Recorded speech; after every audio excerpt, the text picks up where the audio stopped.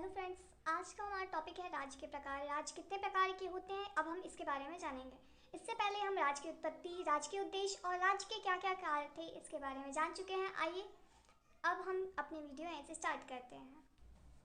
प्राचीन भारत में राज्य का प्रचलित रूप सामान्यतः राजतंत्र था और उसके साथ साथ गणतंत्र राज्य भी थे। राजतंत्र वह होता है जहाँ पे राजा अपने हिसाब से जो भी रूल्स या फिर जो भी नियम बनाता है उसको प्रजा को मानना होता है, चाहे वो प्रजा के हित में हो चाहे ना हो। इसके अंत में राजा को प्रजा के कल्याण के लिए कार्य करना होता है। राजा को प्रजा की भलाई, प्रजा की क्या क्या आवश्यकता थी, इसके लिए कार्यरत रहता है। पहला हमारा राज्य के प्रकार में है वैराज्य। प्रारंभिक राज्यविहीन शासन व्यवस्था को वैराज्य कहते हैं। जो प्रारंभ में हमारे समाज में थी जो व्यवस्था, उसको वैराज्य कहते हैं। यह अराजक दशा से भिन्न है, अर्थात इसका मतलब यह है कि उस समय अराजकता मतलब लोग इधर उधर भाग नहीं रहे होते हैं। यह अवस्था शांति की थी। इस राज्य में राजा नहीं था, अतः सब लोग मिलकर शासन प्रबंध करते थे।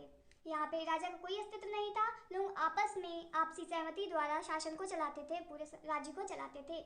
यहाँ उस प्रारंभिक अवस्था का घोतक है जब राज्य नहीं था और राजा नियुक्ति करने की व्यवस्था समाज में नहीं थी। यह उस दशा को दर्शाती है जब ना राजा होता था और ना ही राज्य होते थे। यह सतयुग था, शांति का युग था। इसमें सभी लोग धर्मात्मा थे, धर्म के मार्ग पर चलने वाले थे। वह स्वयं शासित थे, स्वयं को शासित रखते थे जिससे पूरा समाज शासित रहे। यदि हर व्यक्ति खुद को स्वयं शासित कर ले तो समाज में स्वयं ही सुख और शांति का काल रहेगा। कौटिल्य के अनुसार कुछ राज्यों में वैराज्य शासन था जिसमें राजा का पद न था। कालांतर में ऐसे राज्य में राजतंत्र स्थापित हो गया। कौटिल्य कहते हैं कि प्रारंभिक अवस्था में कुछ राज्य ऐसे थे जहाँ पे वैराज्य राज्य था। वैराज्य राज्य क्या होता है? जहाँ पे ना राजा का अस्तित्व होता है और ना ही राज्य का। वहाँ के लोग खुद ही अपने आप का एक संगठन बना के स्वयं को शासित रखते थे और पूरी व्यवस्था को चलाते थे, पूरे समाज को चलाते थे। तो वही कौटिल्य यहाँ कहते हैं कि कुछ राज्यों में वैराज्य शासन था जिसमें राजा का पद नहीं था, कालांतर में ऐसे राज्यों को राजतंत्र स्थापित हो गया। कुछ समय बाद ही यहाँ राजतंत्र अर्थात राजा का राज्य स्थापित हो गया। वही केपी जायसवाल ने कहा है, वैराज्य एवं राजहीन राज्य दोनों के विषम में लिखा है। कौटिल्य ने वैराज्य एवं राजहीन राज्य दोनों को के विषम में लिखा है। केपी जायसवाल ने वैराज्य और राजहीन दोनों राज्य के बारे में के विषम में लिखा है। तो वहीं ऐत्र ब्राह्मण के अनुसार ऐसे राज्य उत्तर के कुछ राष्ट्रों में थे। वहीं ऐत्र ब्राह्मण में कहा गया है कि ऐसे राज्य उत्तर के कुछ राष्ट्रों में थे जहाँ पे वैराज्य राज्य स्थापित था। केपी जायसवाल कहते हैं कि यजुर्वेद काल में एक संविधान बनाया गया था जिस पर दक्षिण के लोग उसका अनुसरण उस पर चलने लगे थे। वही केपी जायसवाल आगे कहते हैं कि अराजक राज्य वह था जहाँ पे एक आदर्श संविधान था। इस आदर्श संविधान के अंतर्गत धर्म को ही शासक माना जाता था, अर्थात जो धर्म पर चलता था उसी को शासक माना जाता था। राज्य का आधार नागरिकों में आपसी सहमति थी। राज्य का जो मुख्य आधार था, मुख्य नींव थी, वह आपसी सहमति से निर्धारित होती थी, एक दूसरे की सहमति से निर्धारित होती थी। जायसवाल इसे प्रजातंत्र अतिवादी रूप मानते हैं। प्रजातंत्र यानी प्रजा, वहाँ की प्रजा द्वारा चलाने वाला राज्य मानते हैं। इसके आगे स्वराज्य, ऋग्वेद एवं यजुर्वेद ये हमारे भारतीय वेद हैं कि एक एक मंत्रों से यह पता चलता है कि स्वराज्य पद्धति के लिए बहुत ही ज़्यादा कुशल मनुष्य की आवश्यकता होती थी। इससे बढ़कर कोई भी पदवी नहीं थी, कोई भी स्थान नहीं था। यह निच्चु एवं अपाच्यो, जो कि एक प्रकार की प्रजाति थी, निच्चु और अपाच्यो, जो कि जायसवाल आगे बताते हैं कि यह सिंधु के मुहाने के आसपास बसते थे। जो नीचे बसते थे उन्हें निच्चु कहा जाता था, तो ऊपर बसते थे उनको अपाच्यो कहते थे। डॉक्टर वाजपेयी कहते हैं कि पश्चिम में स्वराष्ट्र है, भारत के पश्चिम में स्वराष्ट्र है जो पहले स्वराष्ट्र सूरत कहलाता होगा, जिसे बिगड़ कहते हैं। स्वराष्ट्र का अर्थ होता है स्वराष्ट्र का अर्थ स्वयं प्रकाशवान होता है, जो स्वयं प्रकाशित हो या स्वयं शासन करने वाला हो, या जो स्वयं शासन करता हो, खुद शासन करता हो। वहाँ की राजा की यह पदवी थी तथा राज्य स्वराज्य कहलाता था। वहाँ की राजा की पदवी स्वराष्ट्र थी और वहाँ के राज्य को स्वराज्य कहा जाता था। तीसरा हमारा था भोज्य। भोज ऐसा राज्य जिसमें प्रजाजनों को भोजन एवं आवश्यक उपभोग की व्यवस्था राज्य द्वारा की जाती थी, वही भोज्य होते थे। भोज्यवा होते हैं जहाँ पे प्रजा की जो आवश्यकता की चीज़ें होती है उसे राज्य के लोग द्वारा मुहैया करवाया जाता था, चाहे वो खाने की चीज़ हो, पीने की चीज़ हो या फिर पानी की व्यवस्था हो, सभी प्रकार की चीज़ें राज्य करवाता था। उन्हीं को भोज्य कहा जाता है। प्रजा को काम मिलने, उसकी उचित दाम मिलने, जिससे उसका कल्याण हो, ज्ञान बढ़े, यह देखना राज्य का मुख्य कर्तव्य था। राजा प्रजा के लिए आवास, वस्त्र, जल, औषधि, कोष की सुरक्षा, जो उसके पास पैसे हैं उसकी सुरक्षा आदि का प्रबंध करे, या जिस राज्य में होता था वही भोज्य है। वर्तमान में ऐसे राज्यों को कल्याणकारी राज्य कहते हैं। प्राचीन काल में भोज्य राज्य वो होते थे जो प्रजा की सारी सुख सुविधा का ध्यान रखे, उन्हें जो भी चीज चाहिए होती थी वो राज्य उन्हें उपलब्ध कराए, यही भोज्य राज्य थे। और वर्तमान में ऐसे राज्यों को कल्याणकारी राज्य कहते हैं। महाभारत में विदर्भ बरार के राजा जो कुंती भोज कहलाते थे, इससे यह ज्ञात होता है कि भोज दक्षिण राज्य के राजाओं की उपाधि थी। जो दक्षिण में राजा रहते थे उनकी उपाधि थी और उनके राज्य को भोज्य कहा जाता था। कच्छ के राजा को भोज एवं राज्य को भोज्य कहा जाता था। कच्छ एक जगह है, कच्छ के जो राजा थे उनको भोज्य और उनके राज्य को भोज्य कहा जा सकता है। डॉक्टर जायसवाल शांति पर्व में विभिन्न प्रकार के शासन वर्गों में भोजा का उल्लेख है। बाद के लेख में भोजा एवं महाभोजा क्रमशः साधारण वर्ग एवं उच्च वर्ग के नेताओं की ओर संकेत करते हैं। प्रभुता भोज में निहित थी। डॉक्टर जायसवाल कहते हैं जब शांति का काल था तो बहुत से राजाओं भोजा की पदवी धारण करते थे और बाद में भोजा एवं महाभोजा शब्द का प्रयोग करते थे। यह साधारण राजा एवं उच्च वर्ग के नेताओं के लिए होता था। जो साधारण वर्ग के नेता होते थे और जो उच्च वर्ग के नेता होते थे इनके लिए प्रयोग किया गया होगा। साधारण वर्ग को भोजा कहा गया होगा और उच्च वर्ग वाले नेताओं को महाभोजा कहा गया होगा। प्रभुता भोज में निहित थी। संविधान भोज्य कहलाता था। जो वहाँ का संविधान जो बना था उसे भोज्य कहा जाता था। संविधान जो बना था उसे भोज्य कहा जाता था। ऐसे ऐत्रेय ब्राह्मण में उल्लेख है। इसका उल्लेख हमें ऐत्रेय ब्राह्मण में मिलता है। परमेष्ठिय राज्य। अथर्ववेद में परमेष्ठी प्रजापति शब्द कई स्थानों पर प्रयोग हुआ है।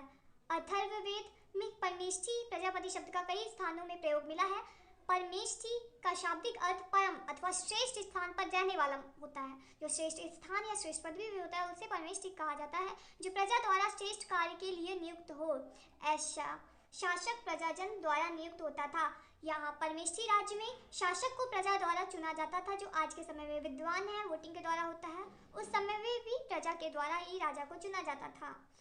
और यदि वह योग्य नीति से शासन ना करे तो उसे हटाया जा सकता था। ऐसे राज्य को परमेष्ठी राज्य कहा जा सकता था। यदि राजा अच्छे कार्य ना करे, जो प्रजा द्वारा नियुक्त किया गया अच्छे कार्य ना करे, तो प्रजा उसे हटा सकती थी और इसे ही परमेष्ठी राज्य कहा गया है। जो राज्य प्रजा की जो संपत्ति है उससे प्रजा की ही भलाई के लिए और प्रजा की प्रतिनिधियों जो उन प्रजा ने चुना है उन्हीं के द्वारा प्रतिनिधि चुने जाते हैं, वो पैसे जो प्रजा की भलाई के लिए प्रयोग में लाए जाए उसे जन राज्य कहते हैं। जन मतलब वहाँ की प्रजा, जन और राज्य सभी जानते हैं। इसमें शासक के सभी अधिकार प्रजा के अधीन रहते हैं, क्योंकि प्रजा की संपत्ति और प्रजा के प्रतिनिधियों द्वारा ही उसकी राजा की नियुक्ति होती है। इसलिए जो भी अधिकार होते हैं वो प्रजा के अधीन ही रहते हैं। प्राचीन भारत में अनेक ऐसे राज्य का उल्लेख मिलता है। इसके बाद है छठवां हमारा विप्र राज, जहाँ विशेष ज्ञानी मनुष्य का शासन होता था। जहाँ पे बहुत ही ज्यादा बुद्धिमान मनुष्य का शासक होता था। राजा प्रसन्न होकर कभी कभी ब्राह्मणों को भूखंड, भूमि का हिस्सा मतलब कुछ भूमि का भाग दान में कर देता था, उसे विप्र राज कहा जाता था। सातवां हमारा है समर्थ राज्य, जहाँ राज्य शासन धर्मपतियों जो धर्म पे चलते हैं, धर्म के मार्ग पर चलते हैं, या फिर पूंजीपतियों जिनके पास पूंजी होती थी कि हाथ में होता है, वह समर्थ राज्य कहलाता है। इसके बाद हमारा था राष्ट्रिका एवं पैंथानिका। केपी जायसवाल कहते हैं कि अशोक के शिलालेखों में भोजा को रथिका अथवा राष्ट्रिका के समान रखा गया है। अशोक के लेखों में राष्ट्रिका को अराजक समुदाय कहा गया है। अशोक ने अपने शिलालेखों में राष्ट्रिका एवं रथिका को अराजक समुदाय के रूप में वर्णित किया है और उनके शासन का स्वरूप गणतंत्र था। जहाँ पे प्रजा के कल्याण के लिए कार्य किए जाते थे उसे गणतंत्र कहा जाता था। इसके बाद हमारा था द्वय राज्य। कौटिल्य ऋषि दो का शासन बताया है। अल्टेकर स्पार्टो की तरह भारत में भी द्वय राज्य थे। सिकंदर के समय आधुनिक सिंध पृथक वंश में ऐसे ही शासन थे। सिंधु के किनारे बसे हुए राज्य में ऐसे ही शासन थे। ऐसा शासन किसी समय अवंती में भी था। अवंती में भी द्वय राज्य शासन था, जहां बिंदु एवं अनुबिंदु शासन करते थे। दो राजा शासन करते थे। 6वीं शताब्दी ईसा पूर्व नेपाल में भी ऐसे शासन का उल्लेख मिलता है। साधारण भाषा में हम यह कह सकते हैं द्वाराज्य वह होता है जहाँ पे दो राजा आपसी सहमति द्वारा शासन करते थे, जिसके साक्ष्य हमें अवंती में भी ऐसे शासन प्रबंध की बारे में उल्लेखित है। और इसके साथ ही साथ 6वीं शताब्दी में ईसा पूर्व में नेपाल में भी ऐसे शासन का उल्लेख मिलता है। इसके बाद हमारा आता है साम्राज्य। एक शक्तिशाली राजा के अधीन कई राज्यों को मिलाकर साम्राज्य बनता था। छोटे छोटे राज्यों को मिलाकर एक साम्राज्य बनता था, एक बड़ा सा साम्राज्य बनता था। इसका शासक सम्राट कहलाता था। जो साम्राज्य पे शासन करता था उसे सम्राट कहा जाता था। प्राचीन काल में ऐसे राज्य को स्थापित करने के लिए शासक अश्वमेध यज्ञ करता था, और इतने विशाल साम्राज्य को स्थापित करने के लिए अश्वमेध यज्ञ होते थे। घोड़े को छोड़ दिया जाता था, सैनिक उसके पीछे जाता था। जहां तक वह जाए वह उस राज्यों को कर देना पड़ता था, उस राजा को जिसने उस घोड़े को छोड़ा था। अगर वो ऐसा नहीं करता है तो उसे युद्ध करना पड़ता है। विजयी राजा सम्राट कहलाता था, और जो उस युद्ध को जीत लेता था उसे सम्राट कहा जाता था। हारने वाला राजा मंडलिक अथवा करद बन जाते थे, उनके अधीन हो जाते थे।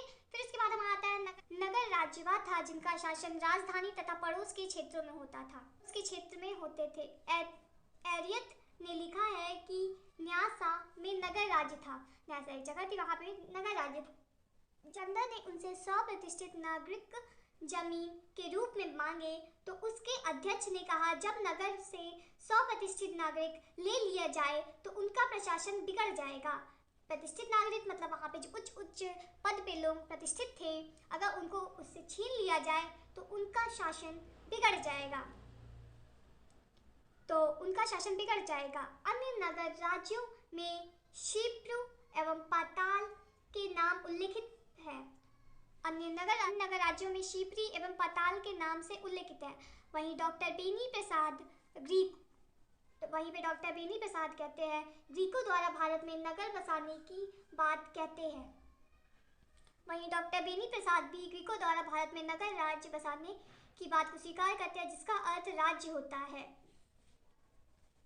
इसके बाद हमारा था राज्य संघ एवं सम्मिलित। भारत में ऐसे शासन थे जहाँ पे राज्य संघ एवं सम्मिलित होते थे। कुरु पंचाल ने एक शासन के अधीन अपना सम्मिलित शासन किया था। एक शासन मतलब कोई ज्यादा शक्तिशाली शासन के अधीन उसने शासन किया था, जिसे उपराजा भी कहा जाता है। पाणिनि के समय में मालवा एवं शूद्रक राज्य अलग थे। महाभारत में प्रायः इनका सिकंदर से सामना करने के लिए इन्होंने दो राज्यों का एक संघ बनाया था। महाभारत में प्रायः सिकंदर का सामना करने के लिए दो संघों को मिलाकर एक संघ बनाया गया ताकि हम सिकंदर का सामना कर सके। वर्धन साम्राज्य भी एक प्रकार का अर्ध संघ था। प्राचीन काल में अर्ध संघ आजकल के राज्य संघ में सर्वथा अंतर था। जो आज राज्य संघ है उससे काफी ज्यादा अलग थे। उन्हें अर्ध संघ अथवा सम्मिलित राज्य कहना अधिक उचित होगा। सम्मिलित राज्य जहाँ पे कई राज्यों को मिला के एक संघ बनाया जाता है, जिससे हम बाहरी आक्रमणकारियों से अपने राज्य की सुरक्षा कर सके।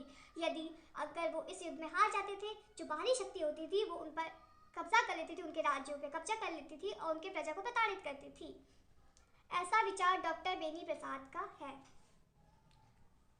थैंक यू फ्रेंड्स, आज की हमारी वीडियो यही समाप्त होती है। अगर आपको हमारी वीडियो पसंद आए तो प्लीज़ हमारे चैनल को लाइक करें और सब्सक्राइब करें। Thank you. तब तक के लिए बाय बाय।